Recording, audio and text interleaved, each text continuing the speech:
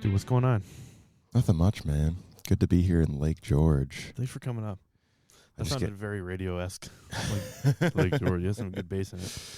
Yeah, I think I default to radio voice whenever I get the headphones on my head from doing the Sanctuary in Troy. Oh, yeah. That was just like you started right as I was kind of petering off from doing that. But you've done it with Juan, right? Mm-hmm. Yep. Cool, yeah. We went down and promoted the the competition. We were both. It was myself, Juan, and Greg and Tyler were on, and Tyler had already performed. And Tyler's already being brought up. I was listening to the Juan and Greg episode. Yeah. We're already talking about Tyler. Yeah, Tyler's still locked in the basement, everybody. Yeah. I keep forgetting I want to make this a running gag. So I came up to say, free Tyler. Yeah. Also, that Palestinian stuff. Him and Tyler. Them and Tyler. Tyler's not Palestinian? I don't know. I'd have to ask. I've never clarified, to be honest with you. Shout out to Tyler. Yeah, Sweet. Tyler Artist. He's going to be the most. most talked about person on this podcast without ever being on it. He's going to be like the 50th episode. We're going to finally. I'm excited. I'm excited to contribute to the lore. Yeah. No, it's been good. You're getting a lazy version of Caleb today, by the way. Oh, nice. That's why you're wearing sweatpants? Yeah. Normally I make an effort. I'm like, all right, I'm going to shave. I'm going to put gel in my hair. I'm going to I woke up like 5 minutes before you came here. Your shave looks cleaner than mine, dude. You're good. Oh, I didn't even do that. I worked last night and I think I got like maybe 2 hours of sleep. Okay, so you worked last night yeah. as an EMS. Mm-hmm. So were you just like waiting around or did you have some shit go down? We had one call like right at the beginning of shift, which took about like 3.5 hours because it was a transfer to Albany from the area I was working. And that just takes a long time because, especially with that nature of the call, which we'll talk about. I just can't share patient information, but the poor lady like had broken her femur, and she was an older lady, so she was in a ton of pain. Due to like issues with her hip, we couldn't splint her leg normally, which is weird because, sorry, hold on. Normally for femur fractures, you would pull traction on the leg, and that would alleviate a lot of the pain because your bones, when they break, is like digging into your muscles, and that's what you're feeling. So pulling traction kind of alleviates that. But we couldn't for her because of his issues with her hip.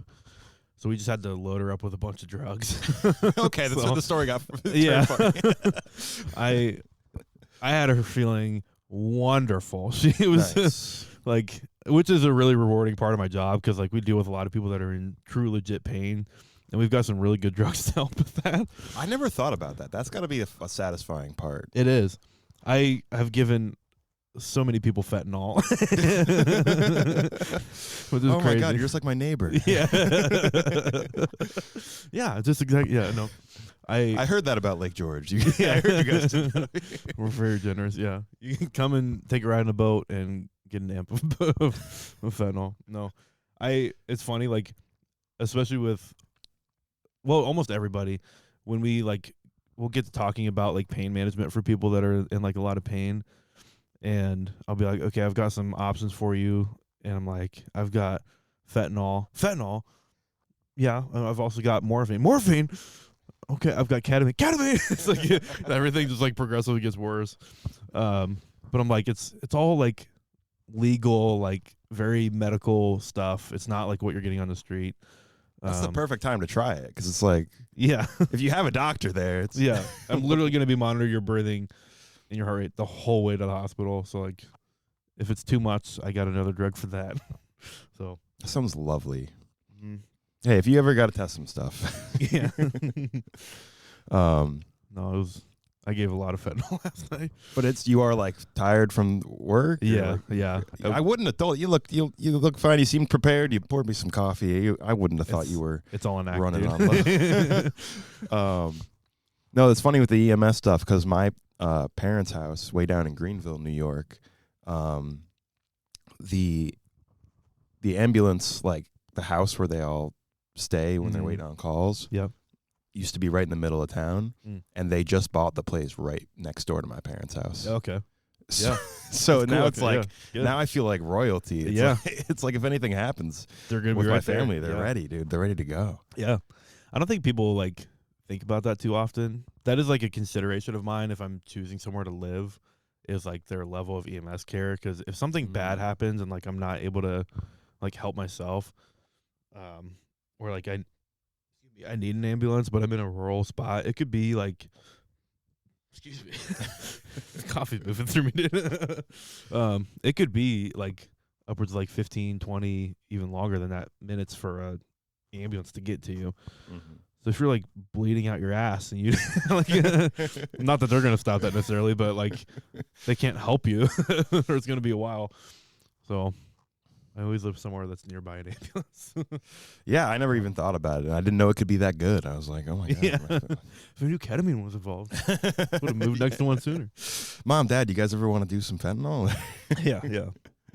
No, it's a sweet spot. I should also say, don't call 911 if you're wanting drugs, which we get. Yeah, that happens. People learn the system. There's people that are drug addicts that will call and be like, "Oh, I'm in all this pain," and we're like, "No, you're not. No, you're not. Get in the ambulance. We'll take you to the hospital." Sneaky. That's tricky. Very sneaky. Yeah. Well, if you smoke too much pot, you don't need to call 911, guys. Just yeah, cover all true. the bases. Yeah.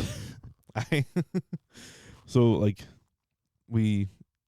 this made me think 2 years ago I had a patient that took edibles for the first time. Well, yeah, of course. That's what I mean. It's that's the classic story. She like, have you done edibles before? Yeah, I'm not like that into them. I'd rather smoke weed, but Sure. it's like it's a little more intense. Yeah. What would you think is like a normal dose for like you're starting off? I honestly don't. I don't really get into the whole milligrams thing because I assume like people feel it at like 5, but I don't really know what's intense. And same. I've not done them. I've heard 5 is like a good like kind of start off there, even less than that, and kind of build up. This lady took 650 milligrams of edibles her first time. She's cool. She felt she had enough energy to open her eyes and look at me and be like, "I think I've died." And I'm like, "Your vitals suggest otherwise. you have a heart rate right now, so you're good." She was having a great time. Was her heart rate like out of control? It was actually really high because she was freaking out. Well, you'd think, yeah, if you're that nervous, because I feel like the weed wouldn't even correlate with whether it should go up or down. It's more like how you feel about it. Yeah. Because I only ever smoked weed twice before high school or before college, and the first time I like didn't really feel it. It was whatever. But the second time, it was me with my older brother, and we smoked out of a pipe, and I burnt my throat. Oh boy. And then he just like left me alone to go take a shit. And I'm sitting in my room, like my throat's just like pulsing, and I'm like freaking out a little bit because it like hurt, but like the like this body high is coming on where like it felt like a needle was going through my eye at one point. It felt like one of my eardrums was just like pop, like all these like weird things I didn't know how to take, and my heart was beating fast, and I kept getting up and pacing around the room, and it was just me freaking out, but I didn't know that weed could do that to somebody. Yeah. So I convinced myself he had laced it with cocaine. And then he just came back from taking a shit. That's crazy. And he was like, "No, you're fine." Yeah. It does. Like people get really paranoid on it. But that sucks. You burn your throat too. That's yeah, but you know, shit happens. It's like I'd be freaking out. That's like the first time I took pre-workout. There's some pre-workout that has this is a weird jump kind of. I didn't know pre-workout could be so intense. It is. They make some that have some stimulants in it to where it'll make your skin tingle, and I didn't know that, so I got some from a company that I really wanted to try, and I took some, and then I left to go to the gym, and on my way my skin just started tingling, and I'm like, I think I'm having a fucking allergic reaction right now. And I like pull over and I Google like, is this a normal thing? And they're like, yeah, this has like the brand you got has stimulants in it, so make it do that. So I'm like, phew. I wish they would have advertised that a little bit more on the packaging, so I knew. Yeah, you're gonna be buzzing off this stuff. It was kind of a neat feeling, but it wasn't. I was relieved that it wasn't a allergic reaction. Wow, this is a really drug-heavy podcast. Let's get back to Tyler Artis. Yeah. I should have a picture of him. He should Flash be it wearing on the the hat. screen. Yeah, like those ads on like the old milk cartons. Like this man is missing. Maybe I'll make posters. We'll see how far I want to take it. Okay. We'll make posters with like the little pull tabs and like if you've seen this man, call and it's his number. Let's see if the next guest brings it up. Yeah, That's the test if you're a real listener. Yeah, if you're a true fan, we'll keep this going. No, it's good to be up here in Lake George, but it's a little traumatizing. I play so much over at the Lake George Beach Club, throughout the year, and so driving up here, I just get like parking PTSD. Yeah, yeah, it's a different time of year for you. Yeah, it's Yeah. nice and calm right now. There's like probably hardly anybody around. So much chiller. You let me park by the firehouse where it says emergency only. Yeah. You're going to get towed, but that's not my problem at that point. You won't notice till you're done. I stop recording. I lock the door. You're good. No. Perfect. No, I got it's the good. fentanyl. Yeah. Yeah, it is different vibes. So, okay, so let's talk Brad Monkell. Tell us about yourself. So, musician, comic, recently turned carpenter, or how would you? I don't know how you describe it, but Carpenter's generous. Yeah. okay. Getting to be handy man is. Yeah. Yeah, I've been doing music for like over 10 years now. Like, Nice. I started right before high school, but like since I got out of high school, I've been gigging and It sounds much cooler when you say gigging too. It's like the official lingo. yeah, I mean, when I was out of high school, it was like playing high school musicals. Yeah, yeah. So it's Okay. like, I guess that's gig. Yeah. It's not the coolest, but it's fun. Yeah. I like starting out doing that. But I was helping my parents out with fixing some stuff up with their house last year, and I kind of realized I like working on stuff too. So I've been trying to learn about that on the side. I've been Sure. doing comedy for almost 5 years now, besides like 2 other sets I had done, and I'm trying to keep taking that serious to learn about that. But at the end of the day, I really have to keep focusing on music, and Yeah. I've been lucky to be able to do that as my, pretty much full-time thing. I'll, now I'm picking up some handyman stuff on the side to supplement that. But yeah, no, I love being able to do, music on top of all that. And it kind of helps with doing the comedy. It feels like I have a better stage presence as a musician. I feel like that would help a lot. Yeah. I mean, especially with rowdy crowds. If you're at the beach club performing, it probably helps you maintain some calmness. They don't hand me the mic a lot in that Yeah. in that band. That's fair. It's a 10-piece band, and we were like trying to that's get like right.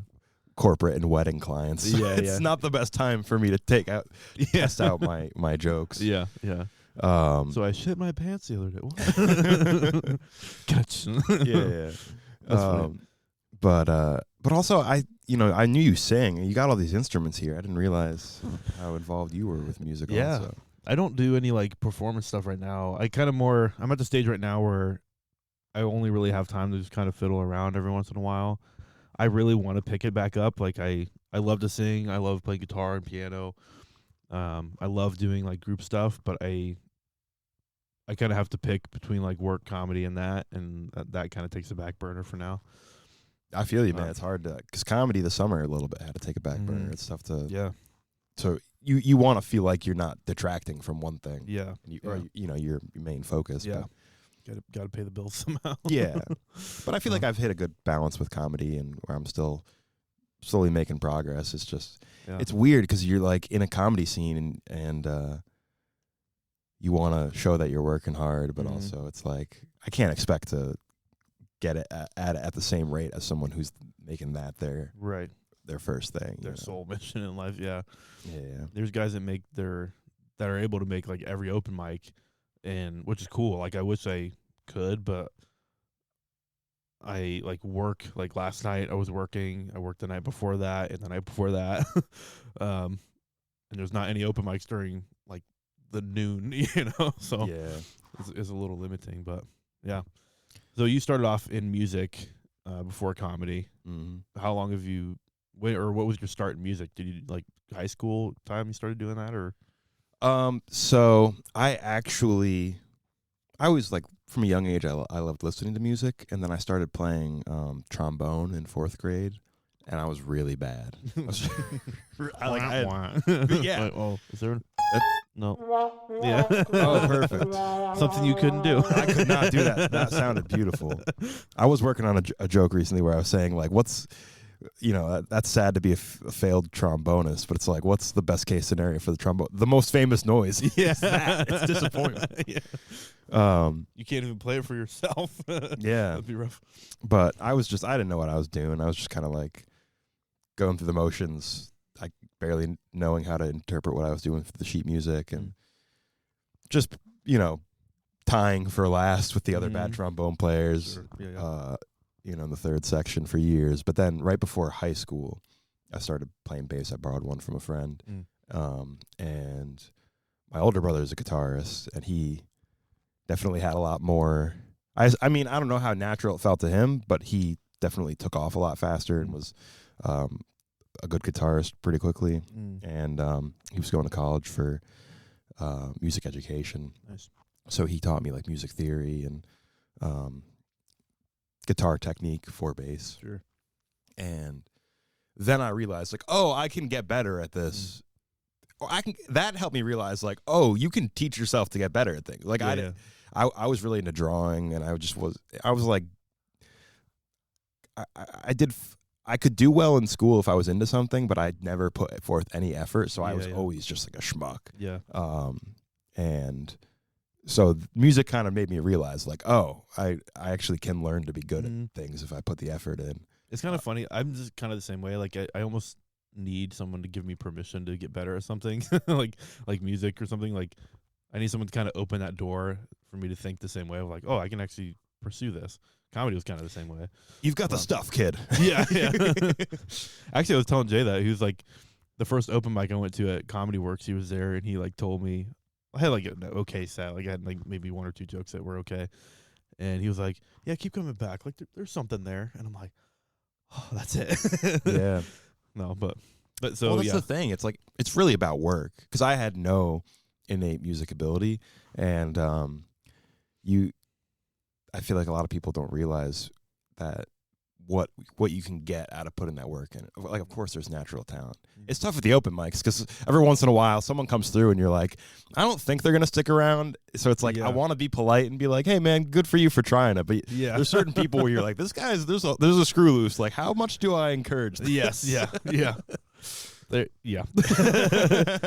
I think that's where this is the anecdote. Yeah, I think. Yeah, it's a weird time to push that subject in the comedy scene around here. No, yeah. I think that, and then I'm also like, I wonder who thought that about me. I'm wondering who's like, this kid needs to get the fuck out of here. No, but like, you always seemed like you knew what you like were like doing, like what you wanted. You had material ready to go. That's the main thing. Is if you see someone who's like a little unhinged, but they're not even like bringing material. It's like, what are you doing? Or the effort's not there. Yeah, that almost pisses me off because I'm like, yeah, you're new, you're trying to figure things out, but like, if you don't prepare, you get up, you're taking stage time that someone else like is yearning for. Like I could use that 5 minutes to like really try to work out a material or like just try out a new joke that I've been thinking about, and like I spent an hour driving here like rehearsing it in my head. And then now I have to sit through you who didn't prepare anything, and you think you're just going to be funny off the rip. Like, it does irritate me. I can feel my blood pressure rising. No, but I still like to be welcoming, and it's like, I love everyone in the scene, but you got to write. That's the main thing. If you're going to come to the open mics, you got to write, and you got to, if you're new, eat shit for a while. Like don't think it's going. don't think you're gonna fit right into the scene right away. That's the main thing I would say to like the new people. But like, that's like extreme cases. Like, I had a guy who like I could like come into when I hosted a mic in Troy. Like, I couldn't even tell if he was like homeless or what, but he definitely had like some schizophrenia or something. And it's like, well, at what point do you tell the guy? I don't know if you're getting what you want out of this, but never felt that about you. Don't worry. Yeah. And that guy's name is Duncan Harrison. Episode 5. But I mean, the same kind of thing does happen in music, but it's a little, you can practice at home. So it's like a different barrier to entry. I practice comedy here. Like, I've got a mic stand right there, which I use for shows that I produce.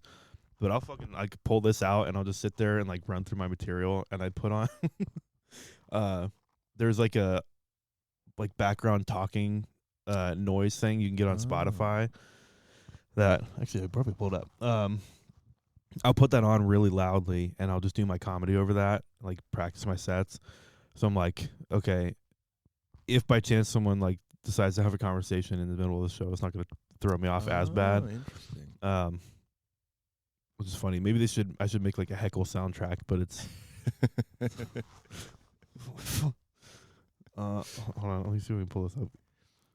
That's a good idea. I consider the practice at home the writing and like conceptualizing the set, but I've definitely like tried to do that because that's great practice to like actually practice saying it. Yeah. But like I'm just not good at like talking to myself. Like I can't just start talking like that way. Like it's not gonna come out the same way. I have to like put myself up there and then the words like start flowing. It's hard for me to like really practice how the set's gonna be. Oh, it worked. Okay. This is I'm trying not to blare it. There's like a whole bunch of playlists of just this, like. Oh yeah, this is what my sets sound like. Yeah. Yes. When I'm doing a bass solo, forget about it. Yeah. You know, there's like a recording in a mall somewhere. Yeah, this is totally my jazz practice track. Yeah. There's all kinds. There's like cafeteria, people talking, version 1, people talking, version 2. Yeah, this sounds like Bill Evans live at the Village Vanguard. Yeah. I'll put that on and just play it really loudly and do my material over it just to practice. That's and interesting. I have found like when I do that, I feel a lot more prepared on stage. So I think it does translate pretty well to like actual like a better performance. But that is like cool practice to do because I know it would work. It's just like usually I'm just like sitting there and I'm like trying to write, and then I'm like, oh, I got to prep for the set. Like, and then I've done it a few times where I'm like, try to just start talking out loud, like in the car or something. I'm just like, I can't stay. It's like, hard. Yeah, it's weird to stay focused for it because it's not even like even people who are like just doing stuff in their normal day and will say things to themselves. It's like it's not even like that's like crazy to just like get your thoughts out that way.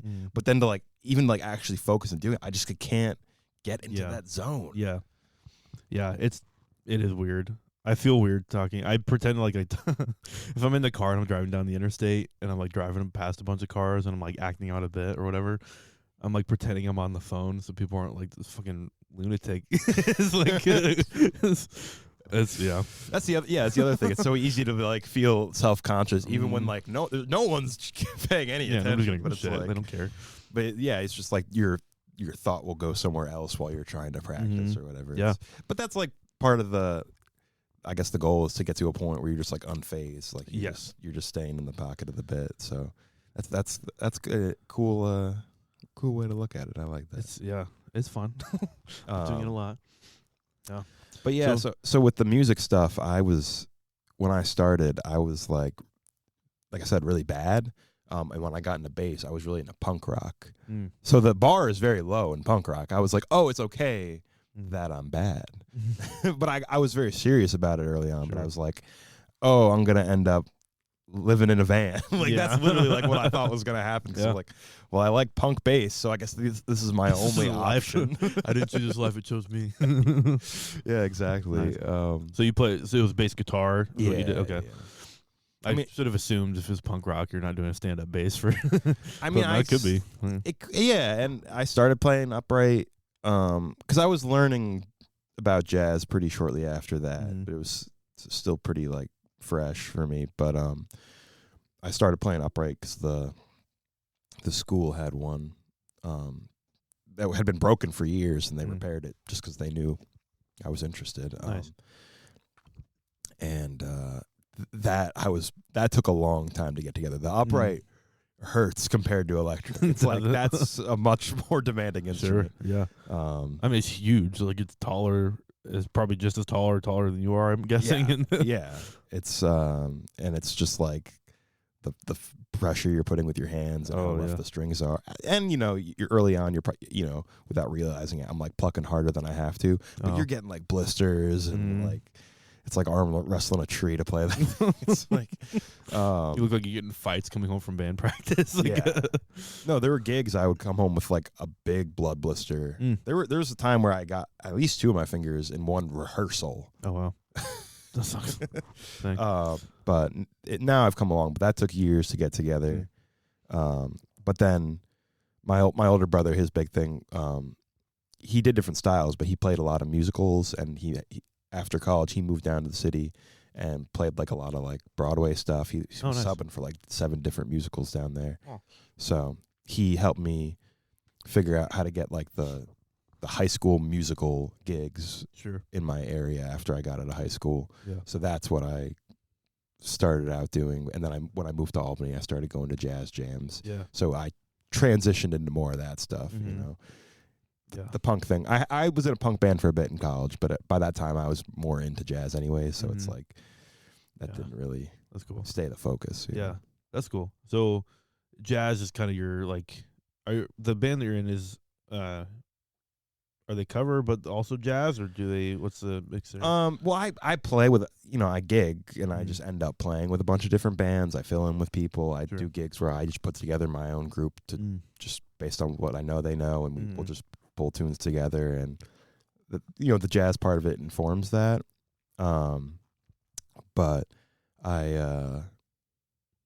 my personal band, Bad Monk, is like jazz funk. A great name, by the way. Oh, thank you.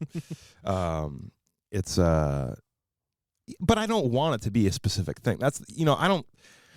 Jazz is a convenient way to describe jazz, but it really is not a good term. And genres are kind of like when you really get in the nitty gritty. Like most genre terms are kind of useless. Yeah. But especially jazz. But it's a jazz funk group in the sense that there's a lot of funk grooves and jazz improvisation. Sure. Yeah. It's more the influence, but like I don't usually really even tell them what to play. Like I just like bring an idea. Yeah. And or if we're doing a cover, we'll take that and we'll just try to go somewhere else with it. And we'll do other styles. I'm just like play whatever you feel like playing. Like that's more the approach. But we definitely like flesh stuff out. We have like an idea of where we're going with certain tunes, but that's more my approach when a gig is like jazz. Whereas the pop band I play with is like a 10-piece band called 10 Most Wanted, and we do a lot of corporate like wedding stuff, but we'll do club and bar gigs and stuff, like George Beach Club. So you're a very popular group up here. Every time you guys come to town, I've got friends at like the Firehouse. We're like, oh, they're coming. They're here this weekend. Like, we got to go. And I'm like, okay, yeah. No, good crowds come through there. So it's always a fun show. That is interesting though. Like that, I think the idea of like improv music is typically associated with jazz. But I feel like there's other genres that are tied into it. Like you can improv like rock if you wanted to, but like people don't think of it that way. Yeah, and everyone like Bach could improvise. You know what I mean? Like people have done that. It's not like it didn't exist. Right. There's just it definitely is a specific type of improvisation. Sure. And there's just different things to focus on. It's like people say jazz, but really like real jazz musicians, especially like historically, that term is like an insulting term. Because it was, when it started out, it was kind of like a put down to black musicians when the term first came around. Wow. And it's, I try not to even use it that much unless it's like, it's just a good way to tell people what you're talking about, because that's what they think of it as. Yeah. But when they hear jazz, they just think of like saxophone solo. Like it's but that's like swing music kind of. All music swings, but it's like that swing music. But really, I think what jazz is about, what it really means when people are talking about that as a genre is like it's about improvisation, but in a way that's it follows a certain history of musicians, but also the point is like the musicians are like allowed to bring their personality into the music. It's not like a conductor or a composer is is getting everybody to do what they're picturing. Like to a certain extent, it can be like that, but it's like there's more encouragement for the individual people to make their own choices and bring their personality and communicate within the song, and like take chances and stuff. So, which is really cool. Jazz, like, well, I said now I'm saying that type of music, like live performance, is my favorite to go watch. Just because of that. Like, I love when people, you could tell like they're not just reading sheet music or like playing chords. They're just kind of doing their own thing, but it blends so well. Is like, it gives me chills almost sometimes. well, it's the most like comedy because there is that aspect of like it's better to see live. Yeah. And it's very like that.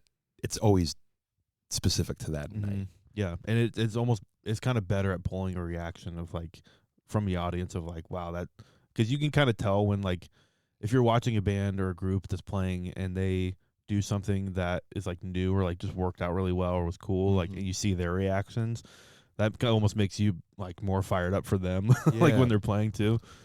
So like for example, like New Orleans, like I lived down there for a while. I went back there for. You're gonna be a firearm instructor, right? Yeah, episode 6 on a great. We talked about it a little bit. But yeah, like obviously there's a shit ton of music down there that is very much so just kind of like what people think is jazzy, but all kinds of different styles. But it's that, like, you go walk down like Bourbon Street and there's just groups like every few corners that are playing, and I would just sit there and watch for hours because they're all incredibly talented. Like, all of them are just, they have like an idea of a song they're doing, but it's different every single time, and the entertainment value is just there. Like, they're playing music, but like people like have to stop and watch because it's just so good. Well, and a lot of it's like you can tell when the musicians are having a good time, and that really translates in a certain way. Because like wrong notes don't really matter. It's like when someone's having fun and doing a good job. I make mistakes all the time on gigs. It's like what I feel like I got into a better place when I just learned to like accept that and focus on listening to who I'm playing with, but like also just like not getting caught up in a moment that just happened. Yeah. And it's the same in comedy. It's like you have to be able to just keep rolling and not keep thinking about the thing you just flubbed or whatever. Yeah. But I try to bring that improvisational thing into other styles. And like with 10 Most Wanted, I've played with a lot of like pop cover groups before, throughout the years. And I like doing those types of gigs, but the thing I like the most about 10 Most Wanted in particular is, I mean, we're really tight. We play really, I like the direction we lean, where it's a lot like pretty funk-driven pop stuff, or we'll take pop stuff and push it in that direction too. But we're very good at going, right into the next song, keep people dancing. It's very tight in that regard, but everyone in the band is pretty comfortable improvising in that sense, or like taking chances and putting our personality in the music. It's like the jazziest of a pop band that I've played with, and that's I think part of what makes it click is that we're like willing to have that personality as a band, and we're not just like going through the motions, Sure. Yeah, that is cool. Have you ever done like a mixed like comedy music show kind of thing, or like? I've never done like a set with my instrument in my hands or whatever, but I've done the first few shows I produced. I did it where I had a house band. The first one I produced, I had Jeffrey Osmus at Lark Street Tavern, and that show sold great. Nice. The playing was fun. It's when I'm hosting, it's a really nice confidence boost to get done doing something you've been doing way longer. Like I just get off the bass and go right into my set, and I'm like, I don't have to prove. I feel so comfortable already. I wish I could be the house band for every show I perform on, because it's like I'm already like in a good headspace, like having fun. Yeah. Before, but that show was great. Did a lot of fun, and then I had a couple other shows lined up where I was doing a band with it, and the second one did not sell nearly as well. Yeah. And then I was like, damn, this is going to be hard to maintain. Mhm. Like I would do that for more shows, but unless I know there's going to be a really good turnout, it's like it's hard to guarantee the extra pay for 3 more people who are kind of doing something that's a little more like, well, I mean, it's just, you know, obviously you want to get the comedians paid, but you know, comedians also like want stage time, and they'll like work with you and be gung ho. Where it's like the guys in my band are in other bands; they're playing a lot. It's like it is like their job, and it's like I can't be like, we'll see how it goes. I kind of want to be like, this is what it's going to pay. Yeah, you should pay the comedians. You have to pay the musicians. Yes. Like, and it's just more people. Right. It's like if there's only so much for the comedians to begin with, it's like I have to give that to them. I can't bring in, you know, the musicians, and I want to get it to that point where I could every time I produce a show do that, but it's tough because it's like I've had shows where it's like I got a piece done on the news, I did radio promo and like put up flyers like all around the area, and it's like sometimes it just doesn't return. It doesn't translate. It is really tough. I was talking to Kay about that episode 4. Yeah, Tyler Artis. Yeah. RP man. Yeah, just know if you're watching, Tyler, love you, brother. We're out for you. We're gonna try to find you. Love you, man. Let's watch The Lion King together sometime.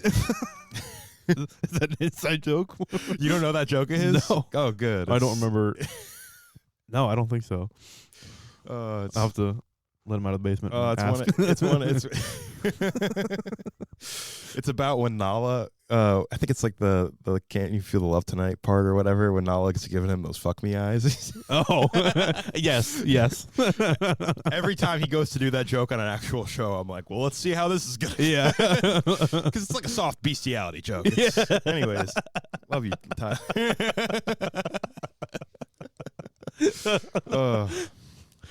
I feel like there's. I don't know that there's like a line between soft and hard bestiality jokes. I think it's just bestiality jokes. They're all hard. Yeah. That's what I mean, though. It's like, let's see how this is going to go with the crowd. No, soft because they're furry. I don't know. It's, fucking it's a line, man. I don't know. You can cuddle with it. What the fuck were we? Oh, no. So like selling tickets at shows and stuff. So I was thinking about. I'm like getting into like producing shows. I've produced a few shows now. I totally get the hanging flyer thing and like putting effort into all that. Some stuff just does not pay off. I spent way too much money on flyers for all these shows, and I'm like, I don't think the return was there. Where are you getting these flyers printed out? Where are you getting these Tylers printed? Yeah. Don't go to Staples. I did that a few times. To go to the library. Oh, because where the library I go to in Albany, where I print my flyers, is like 15 cents. Oh, yeah, that's a page. Significantly cheaper. Which is way cheaper than it was when I went to Staples, and you're supporting a library. Yeah. Yeah, it's almost, it's better. So, okay. But you could also buy a printer if you want to drop $5,000 or however much ink cartridges cost. That's the hard part. I don't have the time or Dude, effort.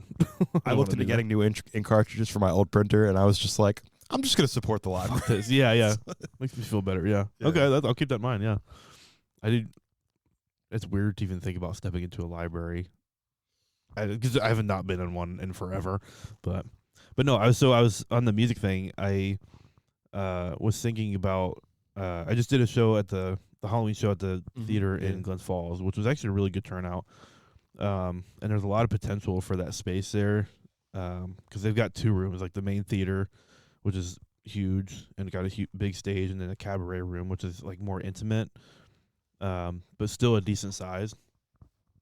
That room would be really cool to do like a music comedy like combination. Yeah, you said the Park Theater, right? It's a Charles R. Wood Theater. Oh, so you know what? I don't think I've been to that one. Yeah, I've not been to the Park Theater. I'm sure that one would be cool too. But and they do music there. But yeah, a lot of those kind of spaces, it would be cool to mix those kind of things. Yeah, but like also. The shows that I've been to that they do that, like the Comedy Cellar is like a really good example of that, because they typically, some of their rooms, I don't know if all of them do, but they have like a pianist and a drummer come in, Yeah. and they'll play the intro music. They'll play like a little bit up top just to like, kind of get people like fired up, and it dramatically brings the energy up. Yeah. Like I remember sitting there like watching that, and I've been to a bunch of professional shows at that point, but it just felt different. Like it was cool. Like it felt more interactive.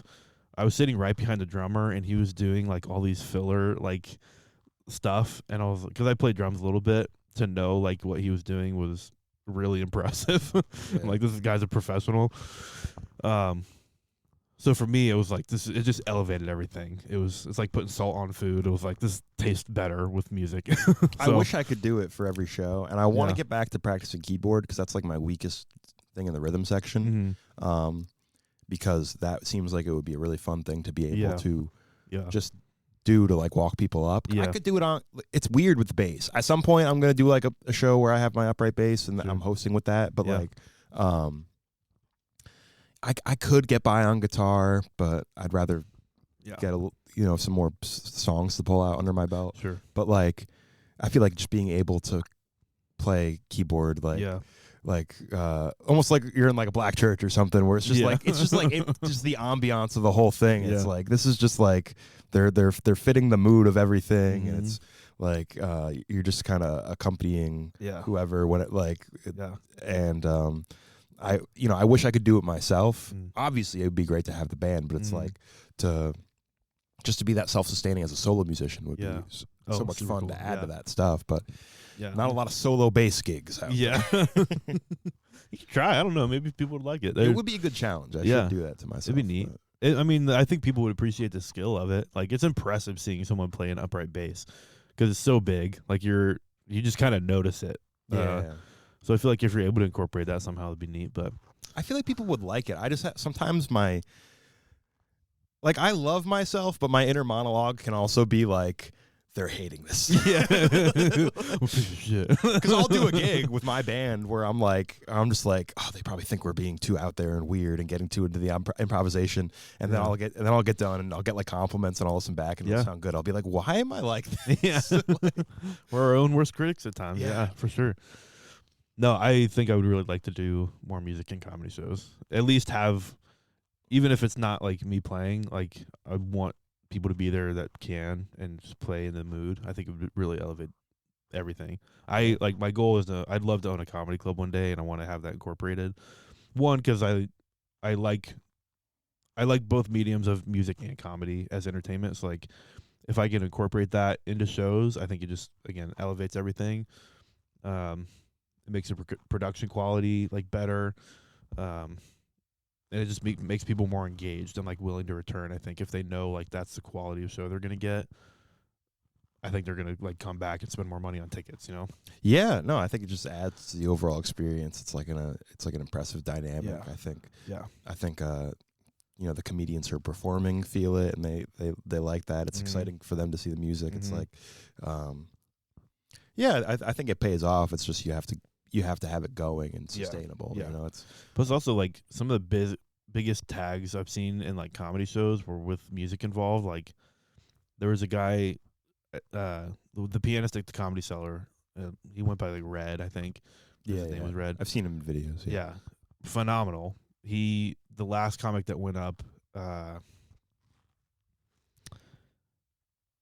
he's a British guy, and he does like rapping.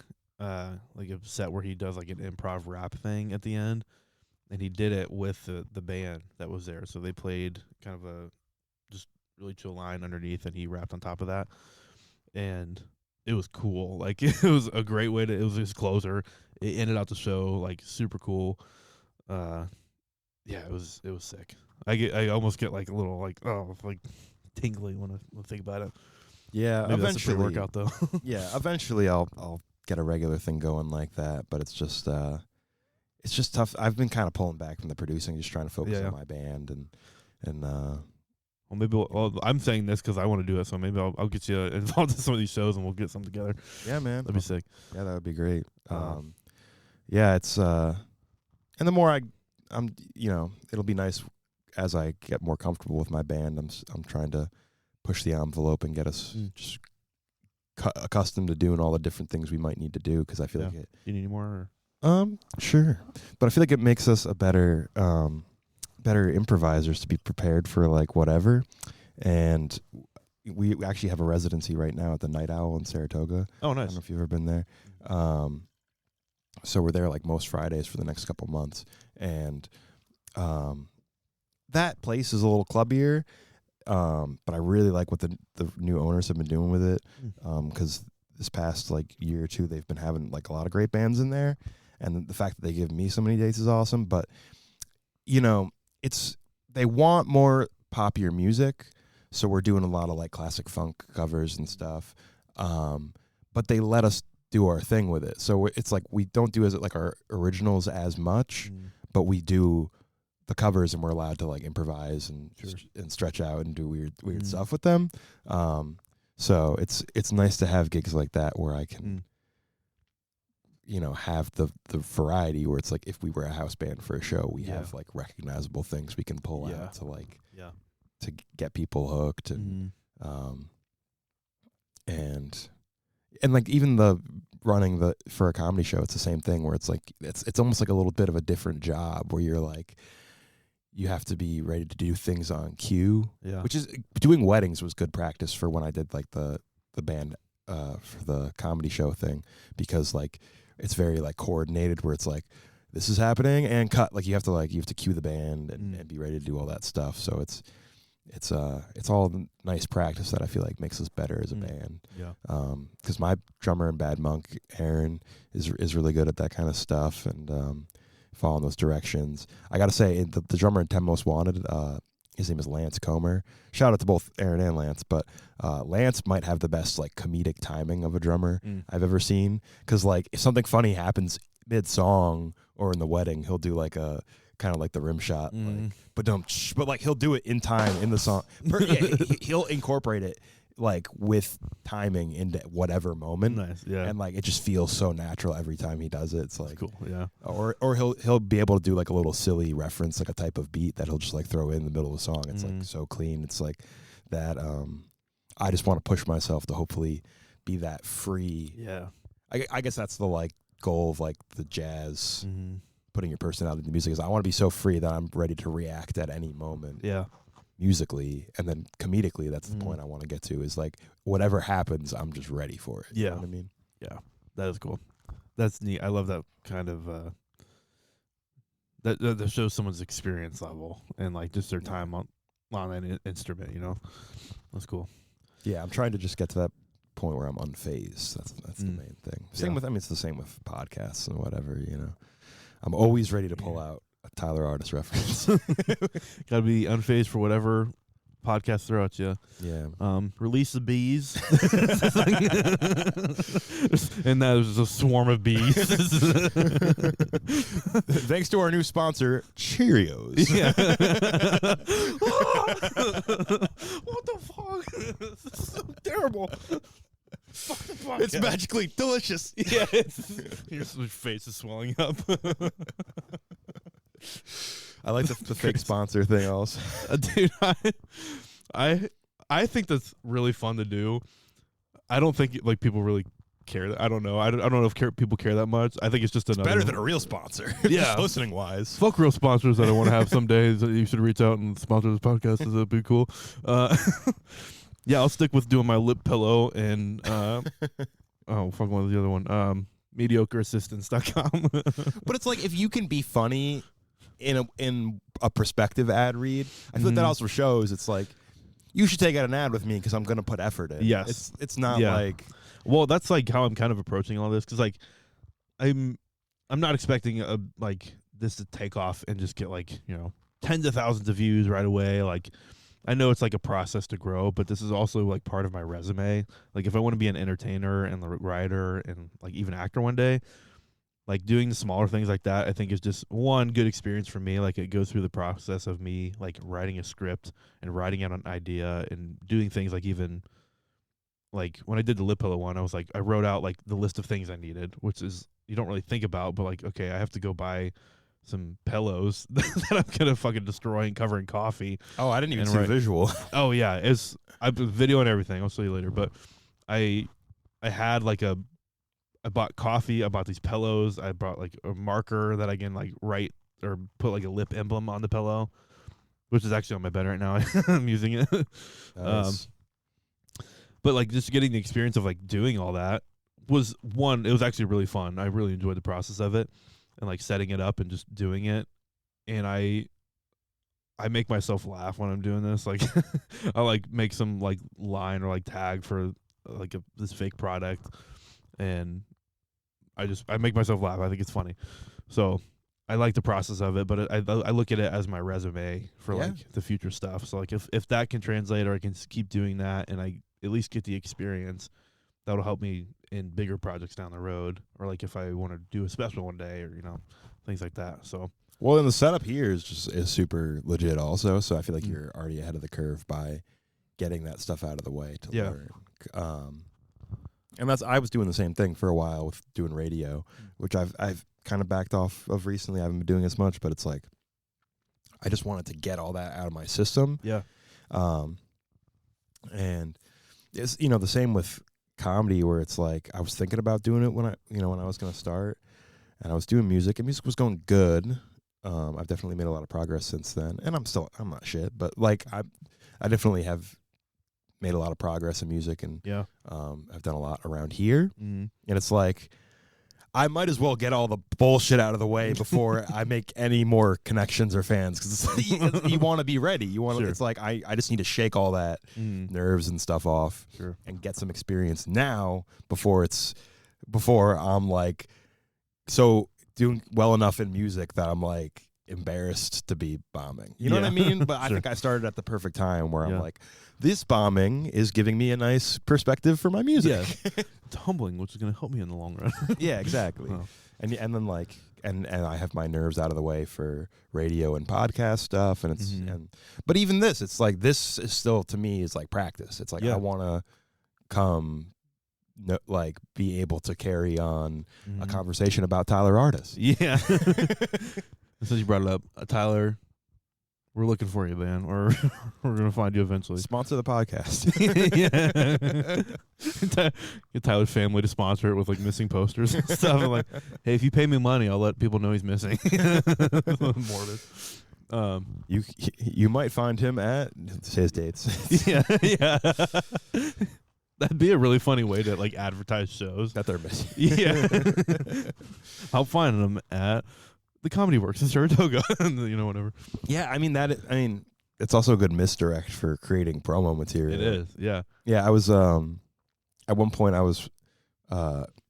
we ended up pushing it back, but I was promoting something with Kay, and she like made a video, like a draft video for it, and I was like, what if you just laid on the ground like you just got like hurt really bad, and I like run up and I'm like, oh my god, like, or miss, are you okay? And then pull the flyer out from under your body. Yeah. Yeah. Just kick her out of the way. Yeah. Blood everywhere. But stuff like that where it's like, yeah, you gotta I don't know, just try a different marketing strategy. Yeah. Or something. Maybe I should do that with the ambulance. Like pretend we pull up in a car accident or something, and like run up on like this gruesome scene. I'm like, oh my god, and pull out a flyer for myself. There's a comedy show in Glens Falls. You do have some pretty good resources with that too. But good ideas. Yeah, people would rather watch an emergency on Instagram. Yeah, so it's a good little hook. Give them a little fake out. Yeah, maybe you'll get like body cam footage of promoting a show. It seems to do well. You know how people say like it takes you 10,000 hours to get good at something. Like music is like correlated with that a lot. Like you play the piano for 10,000 hours, it translates to you being like professional. I kind of look at like all this like in the comedy realm the same way. So like even I know this is a podcast and I'm not performing on stage, but it's like kind of comedy themed. Like there's I'm talking with other comics most of the time. There's entertainment value. So like I kind of see it as playing into that. Like I want to be good at doing all assets of entertainment, such as like conversation, or like just putting out good entertainment. Being engaging. Podcast. Yeah. And like I said before, like being ready for anything. Yeah. It's like Yeah. So this like is getting you more conversational. 100%. Yeah. So I look at like things like this as being part of that kind of 10,000 hours, or things like me standing in here playing applause is like part of that, or Yeah. like I want to take that seriously and like devote like different aspects and not just hitting open mics to try to get better at that. So like same like with music, like I'm sure like even just talking about it like gives you ideas of like different entertainment things, or things you can do on stage. But there's so many different aspects other than just playing that will make you better as a musician. Yeah. So Well, it's like I practice. Stand up makes me better at being an MC for my own shows as a musician. And it's given me different perspectives that affect me as a performer, my mindset as a musician. Yeah. And I enjoy it. It's nice, it's a nice way to just have fun and have a separate thing to kind of release a little pressure. Yeah. But I do things in music that's, it's hard to like not beat myself up and be like, am I just a jack of all trades, master of none? You know what I mean? Like, I don't want to take away from bass playing, but I work on drums a lot. I've been working on singing a little bit. I play guitar and a little bit of keyboard. It's like, they do help me in other ways. Like the singing has been helping my ear get stronger. Yeah. The drums help my rhythm get better. So it's like, I think it all works together as long as you are putting work in and kind of relating it all back to that. Yeah. And keeping the forward momentum going. Yeah. But with like the 10,000 hours, it's like, that's the main thing, is it's just time and effort you have to put in. Because when I started doing comedy, I was like, that was what I thought to myself, was like, I shouldn't expect anything out of this for 10 years if I'm really going to take it seriously. Yeah. Yeah. And with that in mind, it's like, yes, it's going way better than I would have thought for almost 5 years in. Sure. Yeah. But even if it wasn't, it's like, that's what I try to say to like newer comics. It's like, you just, if if you're not comfortable with it now, it's like you have to not expect anything except for the process. Yeah. Like you just have to keep working, and there's no like like clicking in and fitting in right away. It's like you have to pay your dues to get to that point. And once you start seeing like yourself level up, you'll feel good about it. But it's like, until you're 10 years in, you're still a baby in comedy. Yeah. It's like, I think the process of going through and like learning how to be a comic is attractive. Like, because all my favorite comedians I've listened to on podcast, or I've like seen them talk about their process going through. So like, I see where they're at now, and I hear where they have been, and I'm like, oh, like, okay, I'm gonna get to that point even. Like, so it's kind of neat, like, when I hear them talk about like bombing at an open mic, or like just like thinking they were hot shit when they first started, and I'm like, that's me, like, like, like it's cool to see the correlation there, and like the similarities. So I think it's just neat to go through that process, even if it's not like, even if it's a long time or not as easy as you might have thought. So well, yeah, I think it's I think the hard part is good. I think you have to embrace the suck. Embrace the suck. It's bombing is good for you, and it's fun, and it's tough, but it's fun, and it's I think people who get too in their heads or worry about that too much, it's like, I think you have to let it be part of the process, and it's never going to be fun, but it's like you learn from that. And I think it goes beyond the 10,000 hours, where it's just like the more you put in, the longer you do it, you're going to keep reaching these new realizations and steps, and it's going to keep growing. Because like, I'm pretty sure I'm over 10,000 hours of music now. I mean, I haven't done the math, but it's safe to say I've just practiced, definitely when I was younger, really putting in tons of practice time at home, and I still do, but it's like specifically on bass, just like tons of hours. And it's safe to say I'm past that now, and I still feel like I'm learning new stuff all the time. And it's I think that's the fun part, is like, always, a lot of musicians say like you should always be a student. It's not like it's not like you're just gonna be done at one point. So I think that's almost more exciting to look forward to, is that like new things are gonna keep popping up, and even once you are 10 years in as a comedian, you're still not shit. Like, you're Yeah. not, like, keep chasing Dave Attell. Yeah, It's not yeah, like that's- you're like, because I'm never gonna be that good. But it's Yeah. like, imagine the realizations he's having now. Right. It's like you want to get to that point where you're just learning again to be ready for anything. That's like, I think that's the most fun part, is to, like, now as a musician, I'm still like, I spent so long getting comfortable with the music theory and learning tunes, and I'm still learning tunes, but it's like I know hundreds of songs at this point, and I'm like coming around to this point where I spent so long being serious about music theory and a very rigid way of doing things that I'm almost realizing it's like better to just be more open and not strict about how I approach things. Yeah. So I try to go up at this point with like very, I'll know the songs, but the way I'm going to play it, and I try to really leave up to the moment and listen and like hear. And I'm not nearly there with comedy, so I'm very excited to get closer to that in comedy.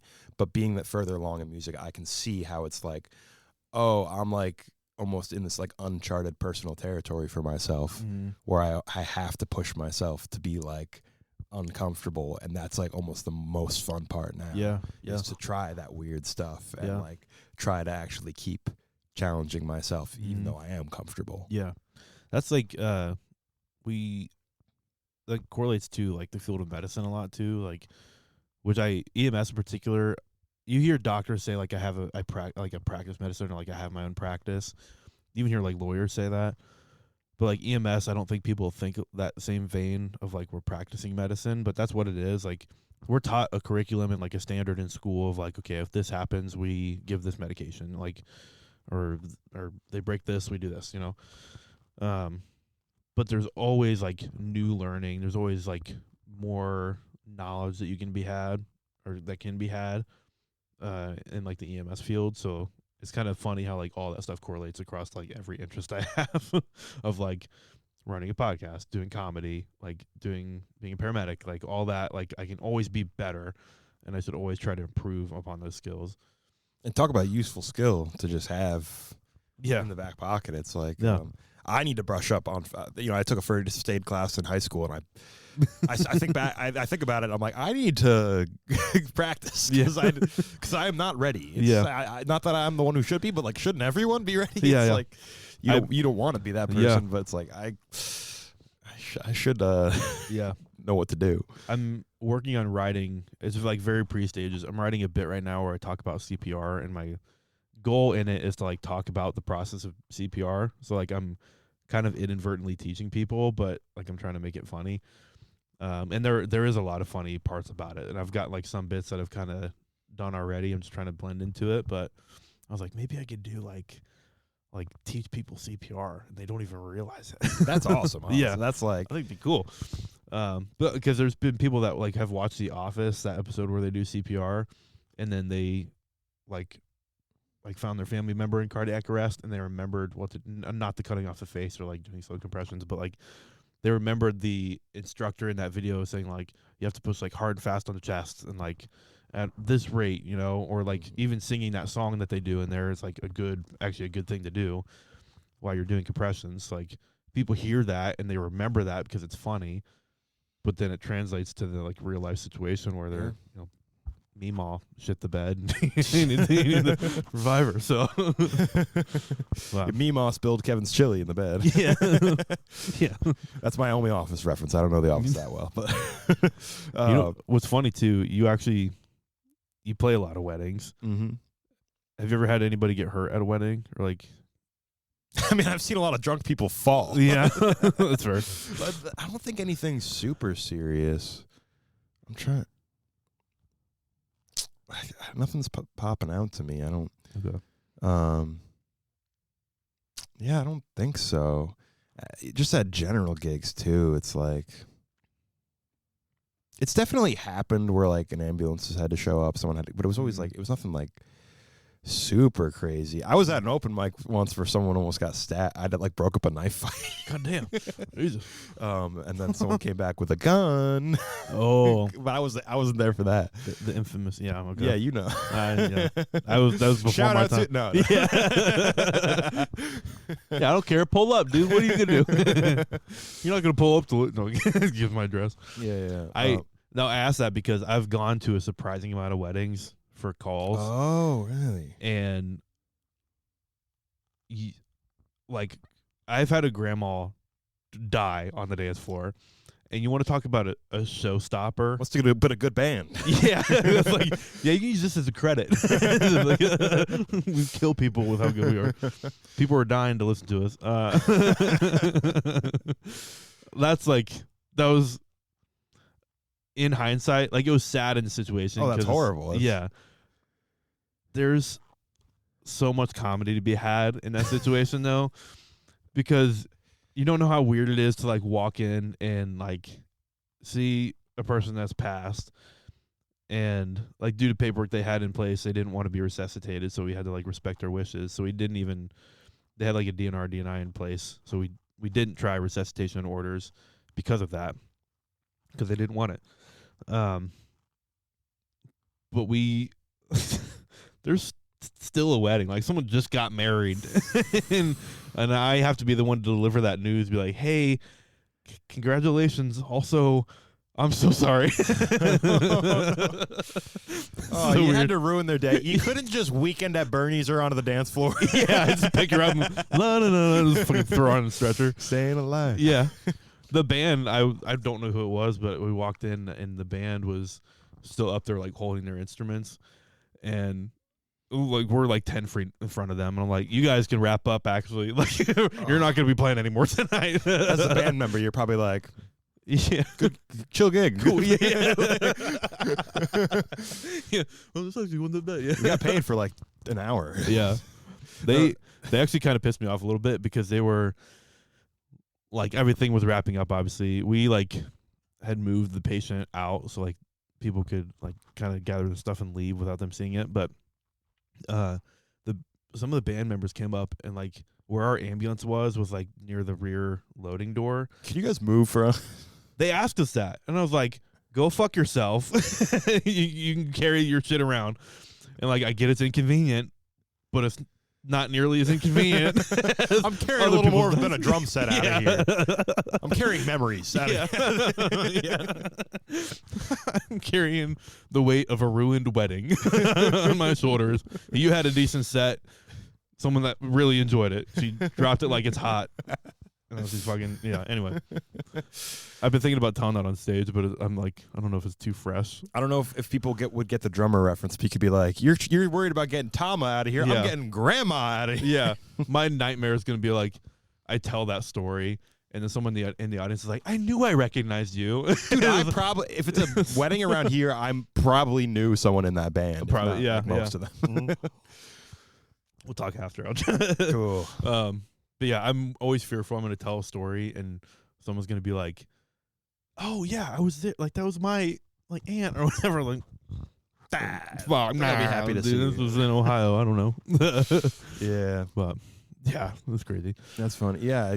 Like I said, I don't think I've had anything too crazy at the weddings with people getting hurt or whatever. But, you know, obviously stuff happens. I've definitely seen like just people fall, or like there's like a chandelier that hangs too low and someone like bumps their head on it or something. But no, I don't think anything too serious. There was a gig one time in Troy where I think someone like overdosed like outside before we were gonna start playing, which was tough because it was like I was the one who called 911 for this guy. We were gonna play outside and they had us like set up inside after,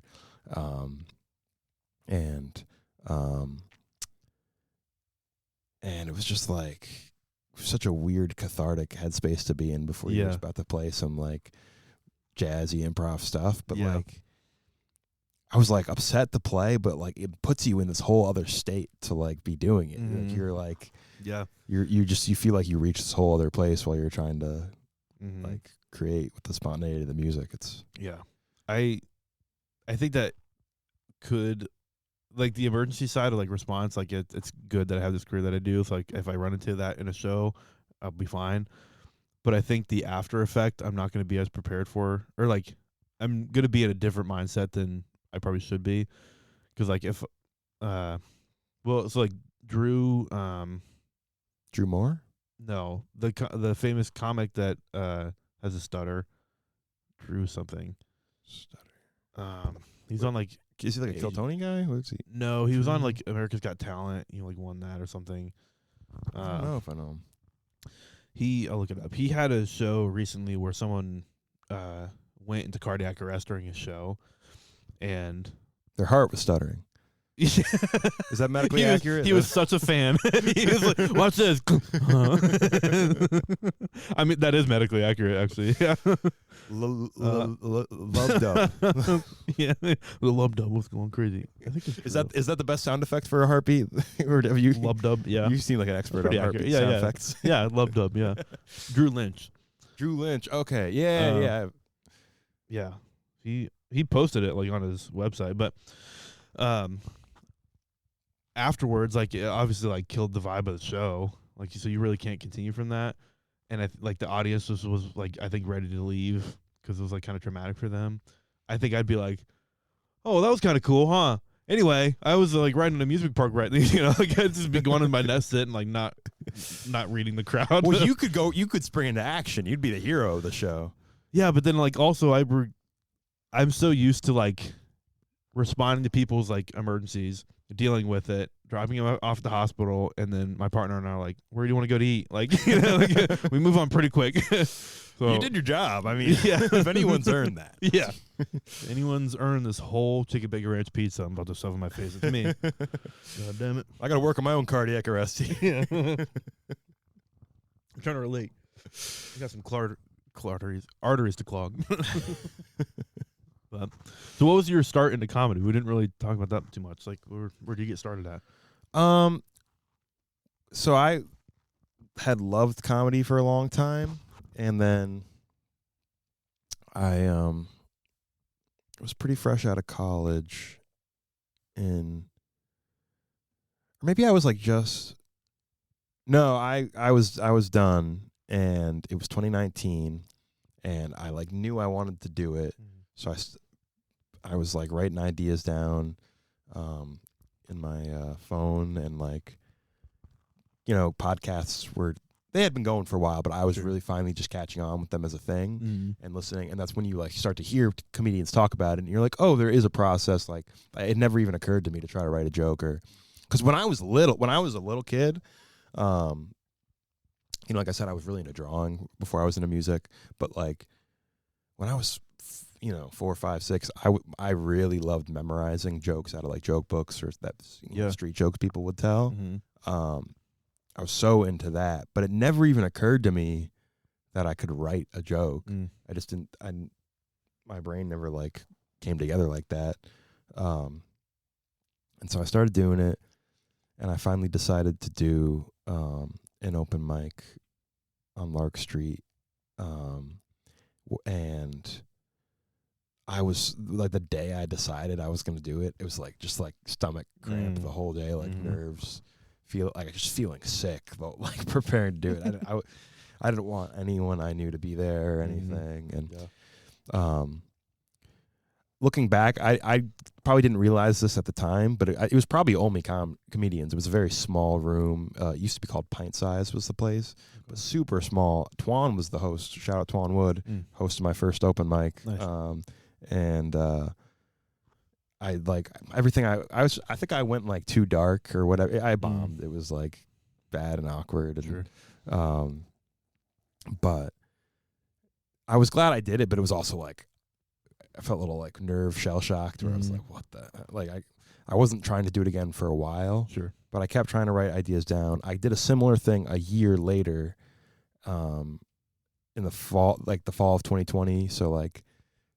Things were starting to happen again with COVID. I did another open mic, and then similar kind of nerve experience. And then the spring of 2021, I started going weekly. That's Nice. when I was like, I'm just going to keep going. Yeah. And it still took me a while to work through the nerves, but it's like, you know, since then I've done it consistently, and have been able to, you know, I was able to maintain my composure and ride it out. And nice. yeah, I mean, I don't know what to say a start otherwise. It was just, you know, it's like trombone. I sucked at first. Yeah. It's like, that's how it goes. Yeah, you just got to do it. Yeah, that's cool. We're so you started like Lark Street a lot. When did you start producing shows like open mics?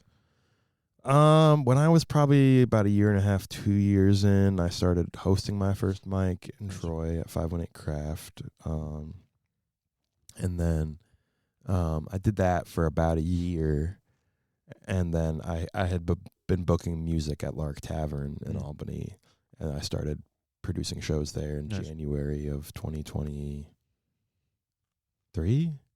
Yeah, I think it was. Nice. Yeah, that sounds right. Yeah, I say yeah like I knew, but I was like yeah, no. Which is a great venue, by the way. I'm super thankful that they allow us to come in there and do comedy, even like the open mics, because it's just a really cool place to do it. And it's convenient, like it's a decent or like really good location. Yeah, it's central. It's like the best listening room in town. Just the way it's set up, and it's a beautiful space, and they're very supportive. They kind of just let us do our thing. Yeah. So. And all the staff is really nice. The drinks are good. The food's great. So yeah, love the food. Love the pulled pork quesadilla. Shout out to Daniel and Johnny. My first one there, I think, was one of the roast mics. Oh, which yeah, was really fun. I'm trying to remember. Maybe I did like one of the regular ones. The first one I really remember was one of the roast ones, and I think it was you, Greg, and Twan were the three, like the panel, and I had gone up with like a roller coaster bit that I just wrote, and like it was very new, like I didn't have a bunch of tags on it, but it did okay. But then did you hear that? That was your stomach? That was my stomach. You're about to see some unfortunate stuff happen on this camera. No, I remember the bit was fun, but then afterwards the roast was really fun. The energy was really cool because like I got like kind of medium level laughs. Like people were like, "Oh yeah, that premise is funny," but then afterwards, like I specifically remember you roasted me, and it was like, "Why do your pockets look vacuum sealed?" And it's true because I wore like these like white kind of tighter pants on, and you just see these bulges of like my wallet and keys yeah. sticking out. And then you told me you look like an undercover cop at a gay bar, which I still use in my shows. Like I say someone told me that one time, and it gets a big laugh because people just see it.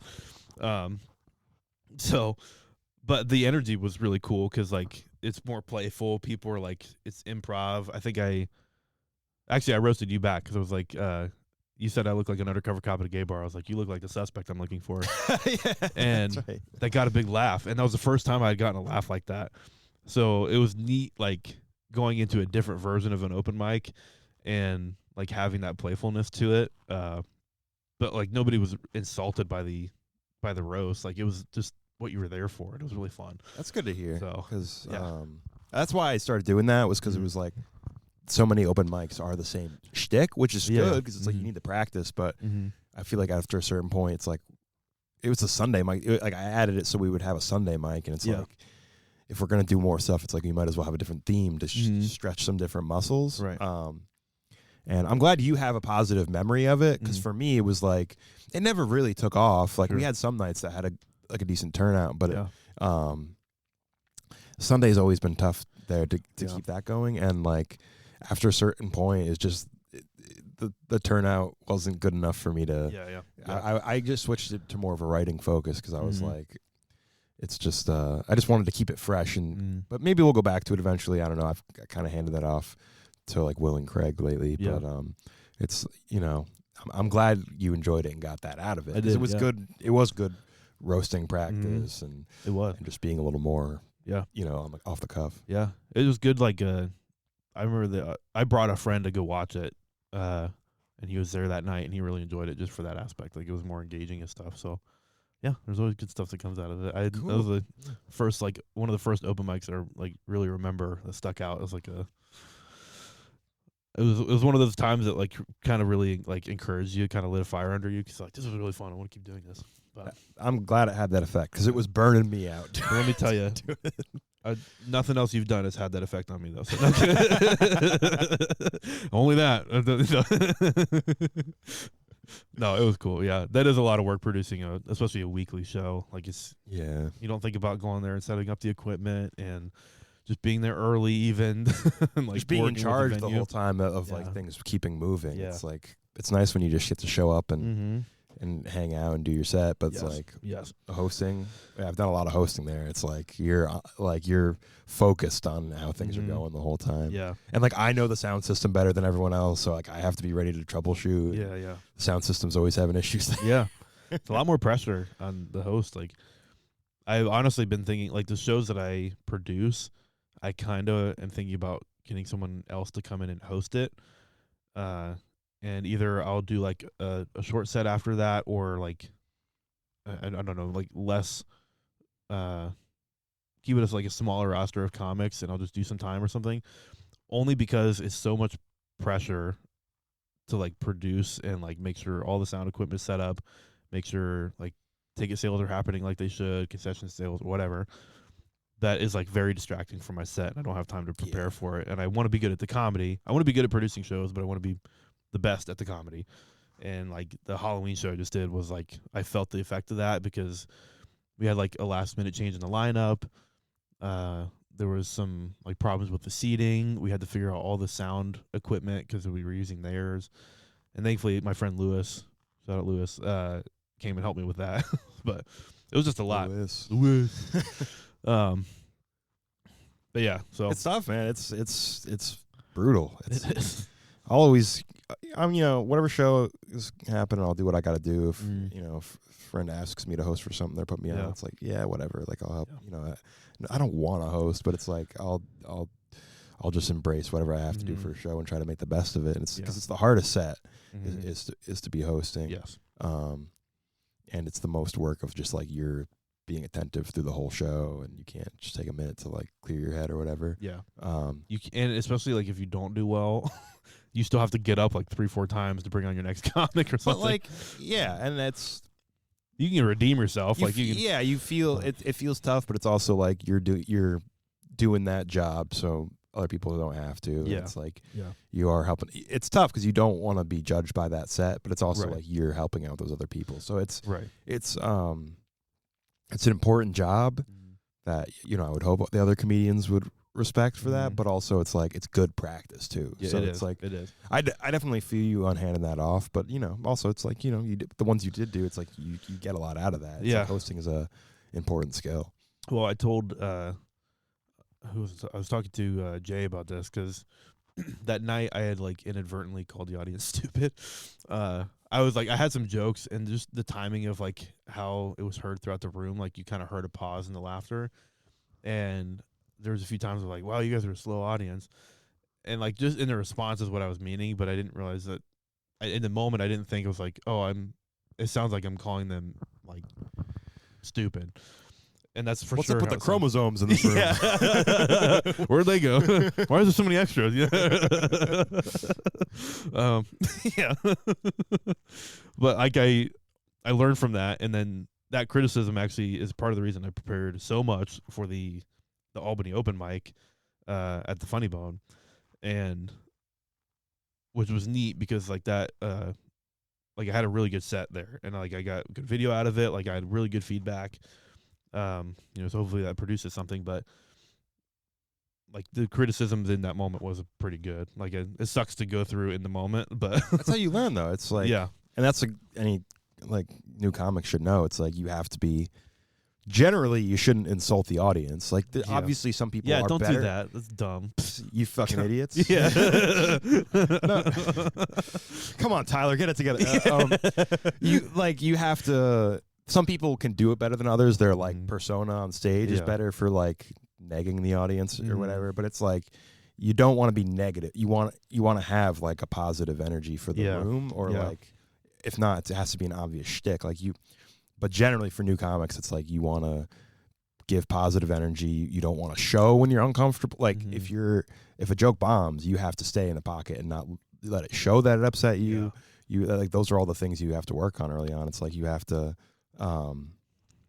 you have to not let yourself say those things that like turn off the audience by accident. Because like I'll even still find myself sometimes saying like we'll do a mic and there'll only be a few, like sometimes there's only a couple audience members at the mic, and it's so hard not to just focus on them.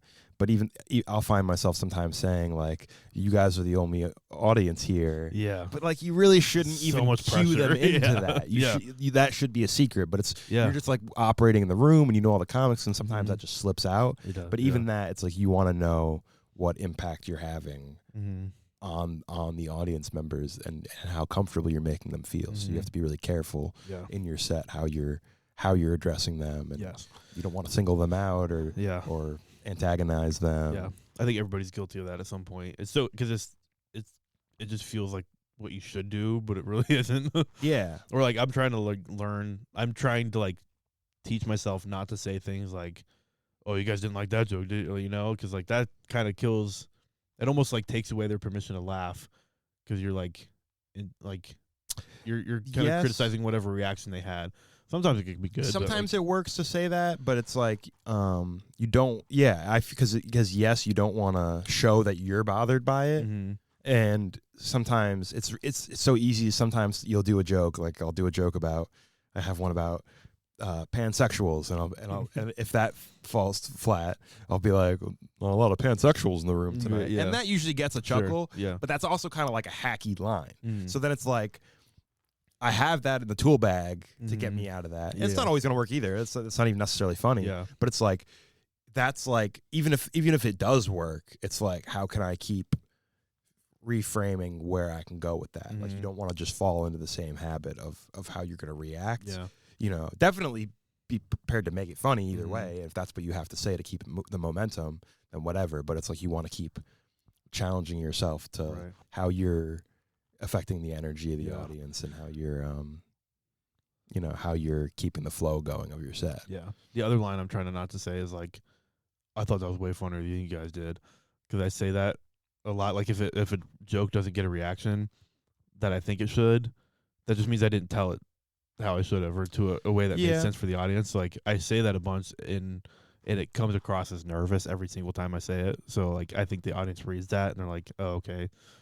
They're like, okay, he's not as confident in his material or like whatever. So you have to do it with confidence. Yeah. That's the main thing. It's the same with not being phased and letting it show that it bothered you. It's also like, if you're going to say to the audience, you should have laughed at that, you got to be like firm in your conviction. Because like Jeffrey Osmus, he'll do that in his sets where he'll be like, that's way funnier than you guys gave it credit for. Yes. But he's so confident that they're like, okay. Like, the confidence is like attractive, and it's like, not like physically attractive. It's like it makes it he's better. pretty hot. Hit me up. No, Jeffrey. No, but it is like if people can read that you're confident behind your material, even like people that are timid on stage. Yeah. Like Emo Phillips, like when he delivers jokes or whatever, he's very like timid, like he's quiet. It's almost like he doesn't want to tell you the joke, but he's so. First of all, the jokes are hilarious. So like when he tells it, like there's a confidence there that is read. Like you kind of understand that it's his persona, and that's how he's confident in stage. Like, and people I think enjoy that. Yeah. It's just comfort. It makes people comfortable in the room. The fire siren's going off. No, we're getting attacked right now. Without fail, I think almost every podcast I've done, those things have gone off. Like noon, it goes off every day, or we'll get a call and they'll go off. They do like the noon siren test and like, I guess make sure they're working. Interesting. Okay. Yeah. But well, it's going. Unless I am getting a call, I don't know. But yeah, I feel like for the newer comics, it's like, it's super important to be in that headspace of comfort and confidence on stage, but also just like not just realizing the implication of what you're saying. Because Twan gave me a good note early on where there was a while where I was starting off every set with like some roasts I had come up with like on the spot while I was waiting to do my set, and I would do it about a few of the comics. he was saying like you can't frame it like it can't be so like buddy where it's like, because we all know each other as the comedians. So I sometimes will say a thing where it's I'm saying the name, and maybe the audience doesn't see the person or whatever, and the comics get it, but I might be saying it in a way where it's so like in our circle where they might not even get where I'm coming from because of the way I say it.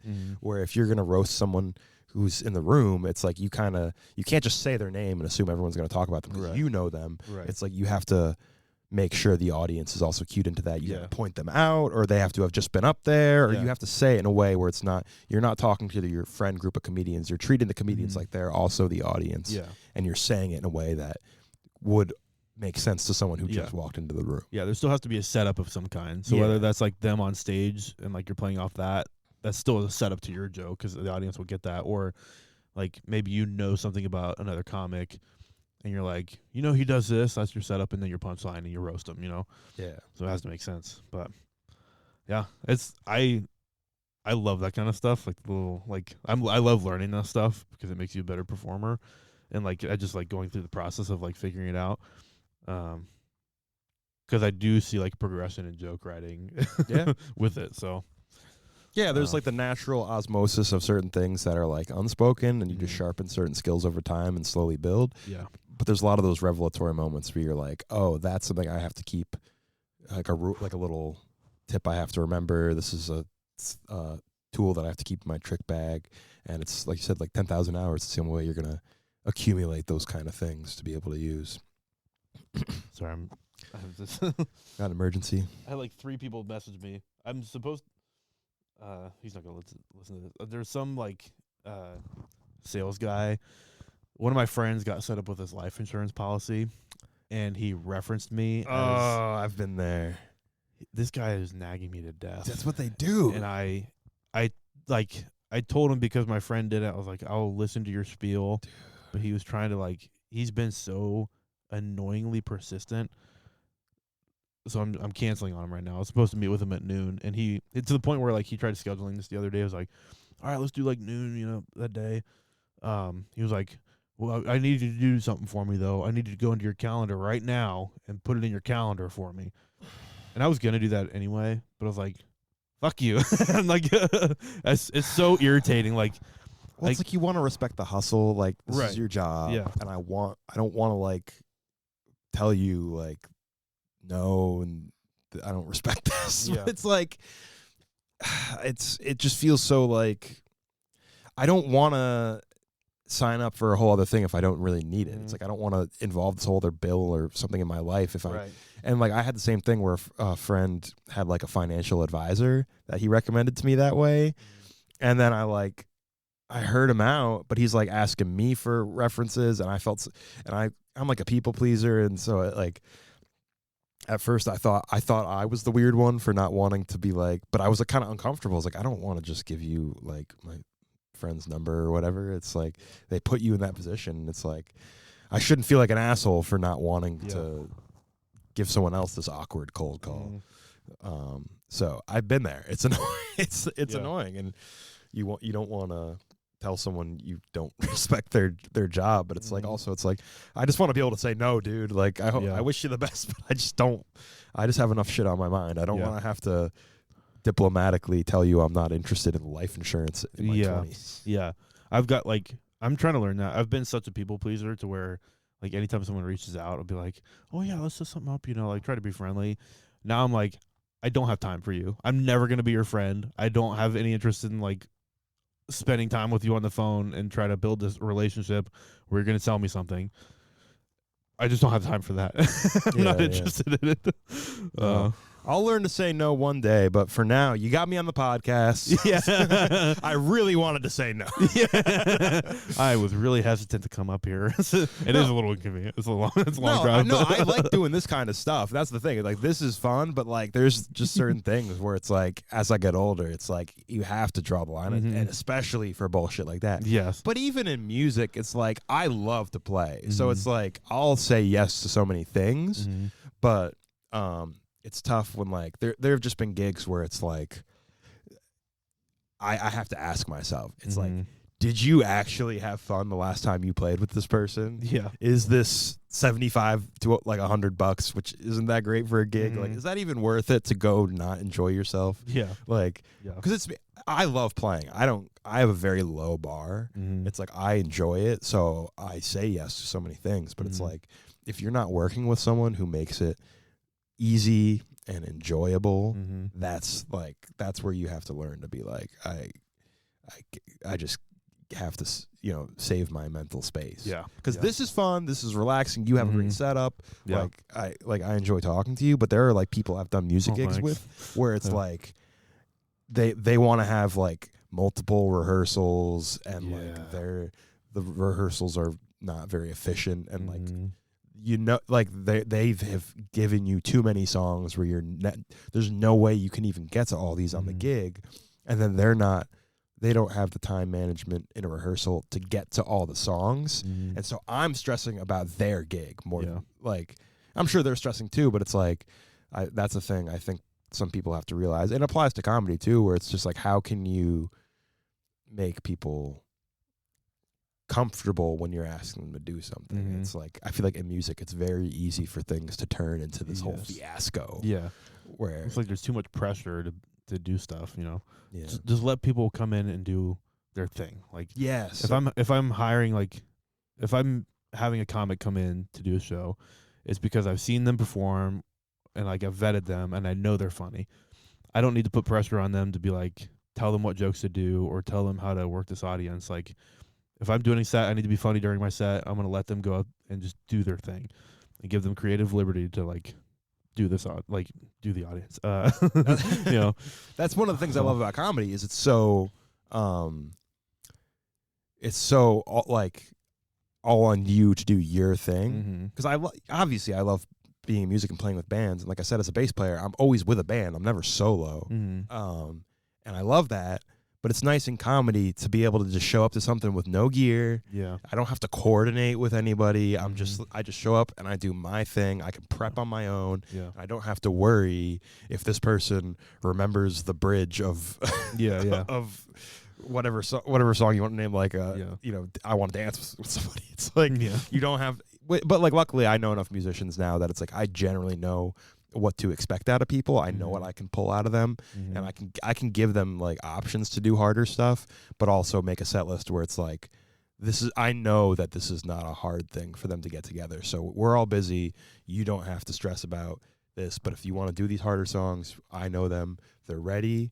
And I feel like I found a really good balance of prepping people for my gigs where it's like, that's just all ready to go. Yeah. But then every once in a while I'll do a gig with musicians, and like I said, they're just like throwing too much material and they don't seem to know where they want to go with the material, and it's like I'm more stressed now. Yeah.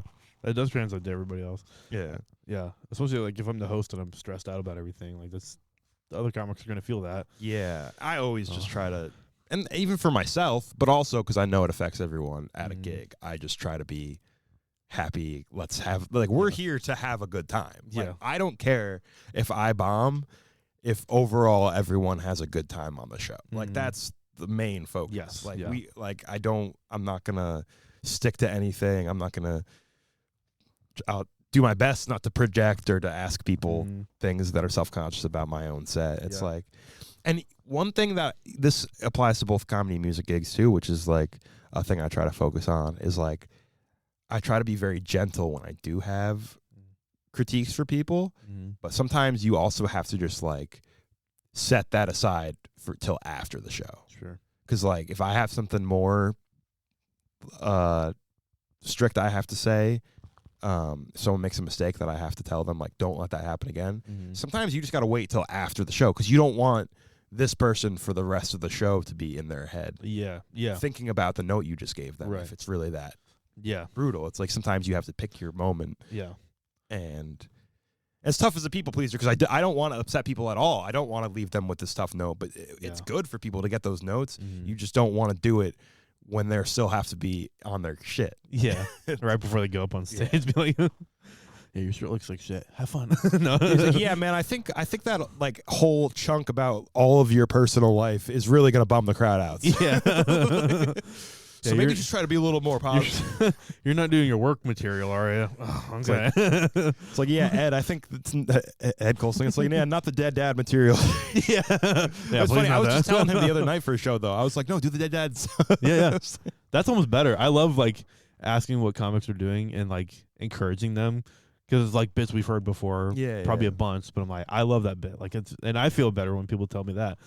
And it's like, even if a bit's stuff like that, I think it's good to, like, also try to encourage people to, if I know that kind of comic is coming up, if I know a comic where, like, I love their dark material, and if I'm hosting, it's like, I guess I got to start out with some dark material to get them ready, because I want to set the person up. So it's like, this might be a little far gone for them, but it's going to make it more palatable for the other comics I know are coming. You know what I mean? For sure. Yeah. Yeah. That's interesting. I guess I kind of do that a little bit. I kind of toe into, like, some darker stuff when I talk about work, because I talk about death. That's a good excuse to be talking about it, though. It's like they're on your side. I noticed a difference when I used to start off, like, I have the 2 paramedic bits that I do. I've got, like, a type 5 I'm working out and, like, trying to get really good. And I've got 2 medic bits in there where, one, I talk about, like, adding weight to people who are rude to me. Yeah, I like that bit. And then the falling off the roof bit. And I did the falling off the roof bit first and talking about this guy that died. And, like, you could feel the audience kind of, like, pull back a little bit. They're like, ooh, like, oh, this is kind of harsh to think about. But, and then I did the weight bit. And so recently I've been flipping those and doing the weight bit first and then the roof bit. Yeah. And I've noticed a big difference in people's reception to the joke, and then, like, their willingness to laugh, because, like, the weight joke is, like, silly.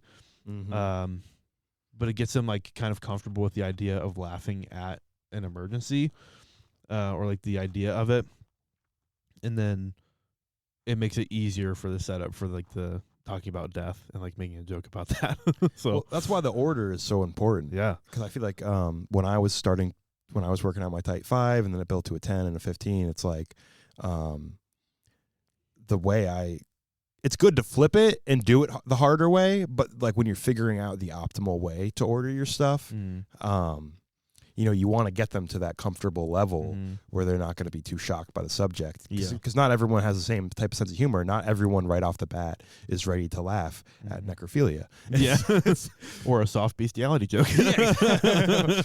It's like you have to you got to prime them a little bit for that kind of thing. So, like, a lot of my sets, like I said, it's good to flip it and do it the other way to test yourself.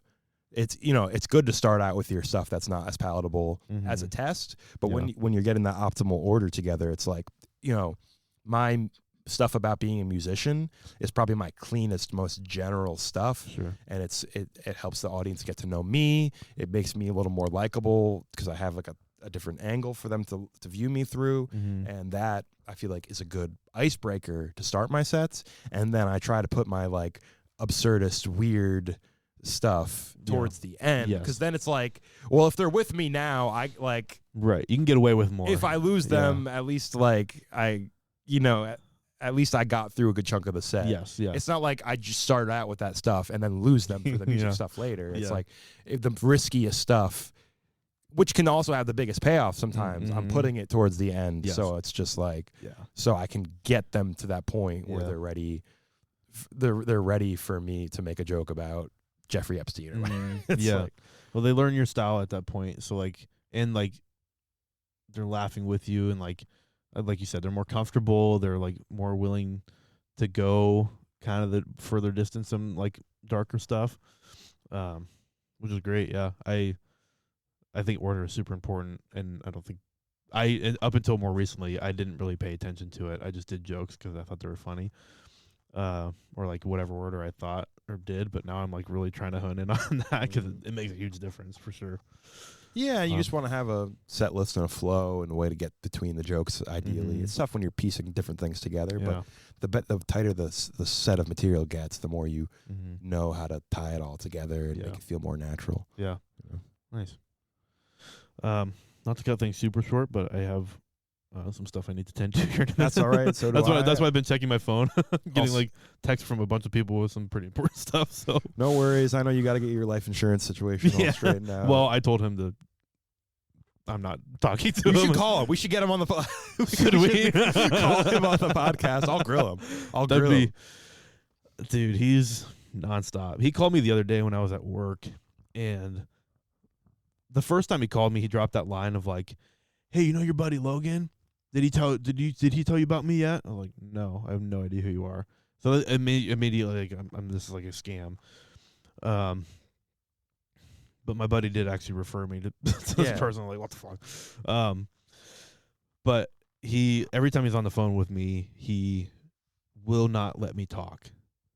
To the point where I'm like, I'm at work and like I answer the call because I didn't know who it was, and it's him. So he's going on this spiel and he's like trying to sell me on stuff that he's told me about this product. He's giving me the same exact spiel he gave me before, and it gets to the point where I'm like, okay, I'll see you Thursday. Bye. Click and hang up. And it was pissing me off. It really was, but I can't deal with salespeople. Yeah, it's so terrible. And I think it would just be a perfect opportunity for a parody ad read. It would be, yeah. Oh, maybe I'll do a fake. That's actually a really good idea. That's good. Overbearing life insurance. Yeah, maybe I'll add that in right now. We'll come back. Aggressively marketed life insurance. Yeah. Do you or a loved one absolutely need? Yeah. Are you about to kick the bucket? But Maybe yeah, that's man. my name. Kick the bucket life insurance. But That's yeah. what. So I don't want to cut you off. That was. I'll say this and then we'll kind of wrap up. But that was one of my favorite jokes I was ever told. Was someone was like, "Well, do you know what the last thing was my grandpa told me before he kicked the bucket? Hey, watch how far I can kick this bucket." So retarded, but it's so funny. Anyway, I appreciate you having me, man. no worries, dude. I feel like we have a lot more to talk about, so I'll have you on again at some point. Cool. Yeah. No, I'm glad we never get to like just shoot the shit at an open mic. I know. So it's nice yeah. to. It's always in hang out and do passing it. or something because Mhm. I always feel like I'm coming in kind of late, and you're always like towards the front because you like. I Yeah. don't, And there's just too many people at the open mic. So Yeah. like I'm thinking about my set. So hard to talk. So Yeah, it's nice to have an excuse to do it. yeah. So let's plug. Or do you have any gigs coming up or music stuff coming up here? Or I have a lot of stuff coming up, but the main thing I would say to plug is check out my band Bad Monk. You can follow us on Instagram at Bad Monk Funk, and we're at the Night Owl in Saratoga, pretty much every Friday through like in March or April, I think. Yeah. And we start at 8:30, and it's a good time, great bar. So come check it out. sick. Yeah. Cool. Yeah. Go give Brad a like to follow. You've been really. I wanted to say this earlier. You've been really helpful to the Albany comedy scene, and I don't think you get enough credit for it. But like you did stuff like start the radio spot, which is really cool. You also helped start the like social media side of things with like Albany comedy and kind of build that up. Well, Twan started it, but he kind of handed it off to me to work on, and so shout out to Twan for that. But I appreciate Well, it. you're part of the kind of the group that started that, like between Tuan, you, and now Juan's playing into it a lot, and a few others. But I just wanted to plug you for that. Thank you. That's good. But we got a good scene, so I appreciate you being a part of it and doing your That thing. is good. Yeah, the scene's really like taking off. I'm pretty impressed, and then it's cool to see the amount of people, even since I've started, that have started and are sticking with it. Like it's neat. Yeah, dude, thanks for coming on. I appreciate it. Thank you. All right. Bye, Tyler. Bye. I'll have you on eventually. Let's